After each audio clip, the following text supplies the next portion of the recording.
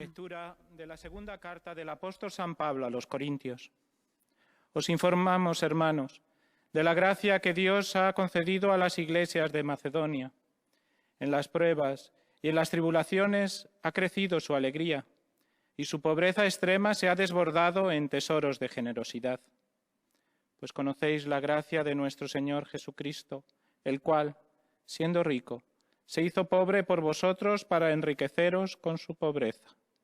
Palabra de Dios.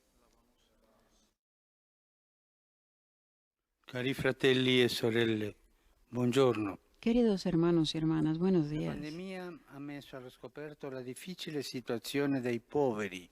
La pandemia ha expuesto la difícil situación de los pobres y la gran desigualdad que reina en el mundo. Y el virus, aunque no hace excepciones entre las personas, ha encontrado grandes desigualdades y discriminación en su devastador camino y las ha aumentado. Por lo tanto, la respuesta a la pandemia es doble. Por un lado, es esencial encontrar una cura para un pequeño pero terrible virus que pone al mundo entero de rodillas. Por otro lado, debemos curar un gran virus, el de la injusticia social, la desigualdad de oportunidades, la marginación y la falta de protección de los más débiles. En esta doble respuesta de sanación, hay una opción que, según el Evangelio, no puede faltar. Es la opción preferencial por los pobres. Y esta no es una opción política, ni una opción ideológica o una opción de partido ni política. La opción preferencial por los pobres está en el centro del Evangelio. Y el primero que la hizo fue Jesús, lo hemos escuchado en este texto litúrgico de la carta, la segunda carta a los romanos a los Corintios. Jesús se hizo pobre para enriquecernos a nosotros. Se hizo uno de nosotros. Por esto es en el centro del Evangelio está esta opción, al centro del anuncio de Jesús. El mismo Cristo, que es Dios, se ha despojado a sí mismo, haciéndose semejante a los hombres, y no eligió una vida de privilegios, sino la condición de siervo. Se aniquiló a sí mismo para convertirse en un siervo. Nació en una familia humilde y trabajó como artesano. Al principio de su predicación anunció que en el reino de Dios los pobres son bienaventurados. Estuvo entre los enfermos, los pobres y los excluidos, mostrándoles el amor misericordioso de Dios. Y muchas veces fue juzgado como un hombre impuro, porque iba donde los enfermos, donde los leprosos, y estos contaminan a la gente según la mentalidad de esta gente. Y él ha arriesgado para estar cercano a los pobres. Por esto los seguidores de Jesús se reconocen por su cercanía a los pobres, a los pequeños, a los enfermos, a los encarcelados, a los marginados y los olvidados, los que no tienen ni comida ni ropa. Podemos leer el protocolo famoso por el cual estaremos siempre juzgados todos. En el Mateo 25. Este es un criterio clave de la autenticidad cristiana. Algunos piensan erróneamente que este amor preferencial por los pobres es una tarea de pocos, pero en realidad es la misión de toda la Iglesia. Así decía San Juan Pablo II. Todo cristiano y toda comunidad están llamados a ser instrumentos de Dios para la liberación y la promoción de los pobres. La fe, la esperanza y el amor nos empujan necesariamente hacia esta preferencia por los más necesitados, que va más allá incluso de la asistencia necesaria.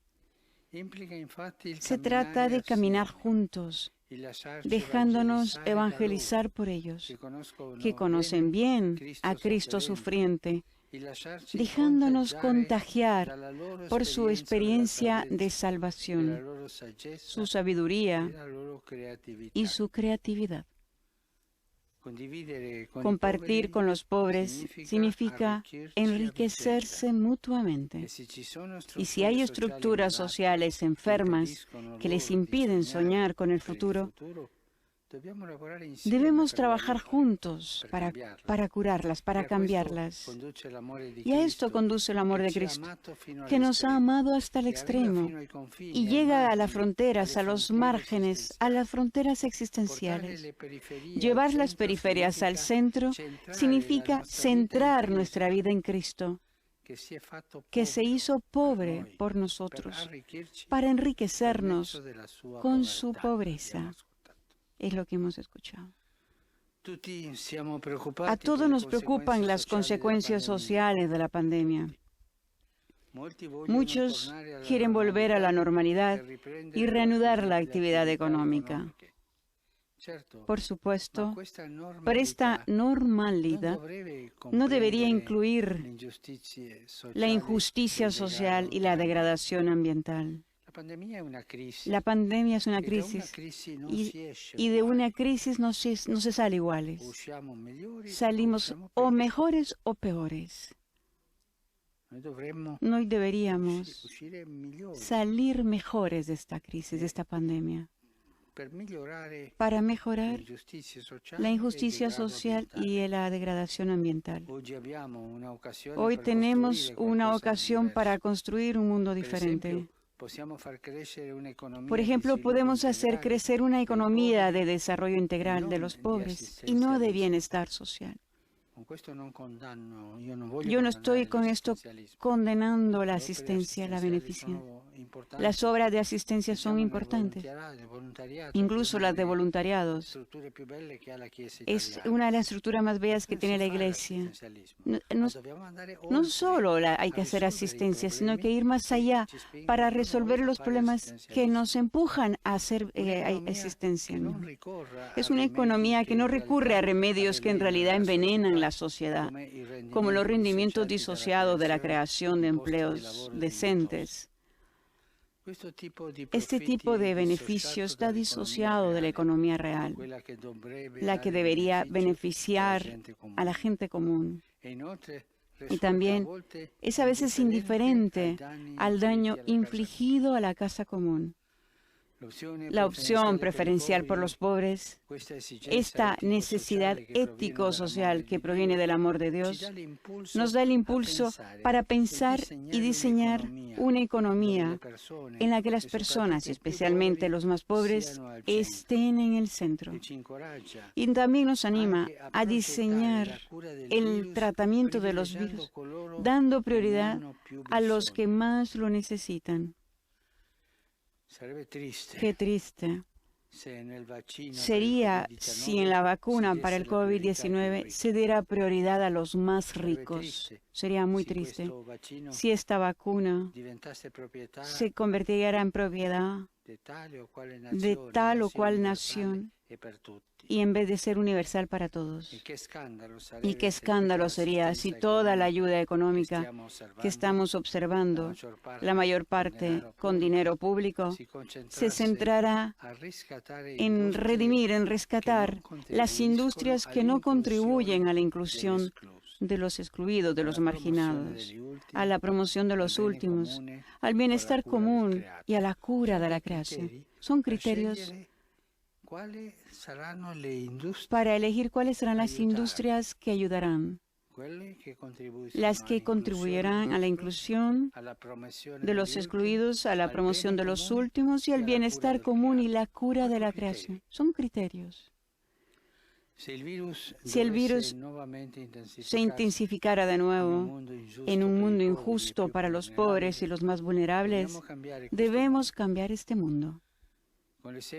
Con el ejemplo de Jesús, el doctor del amor divino integral, es decir, de la curación física, social y espiritual, como la que hacía Jesús, debemos actuar ahora para curar las epidemias causadas por pequeños virus invisibles y para sanar las causadas por grandes y visibles injusticias sociales.